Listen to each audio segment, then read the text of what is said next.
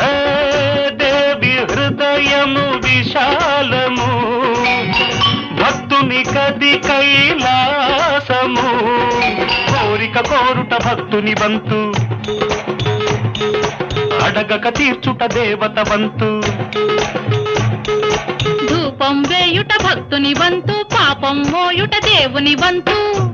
పాపానికి మోక్షం ధూప దర్శనం, ఈ ప్రాణికి మోక్షం నామస్మరణం.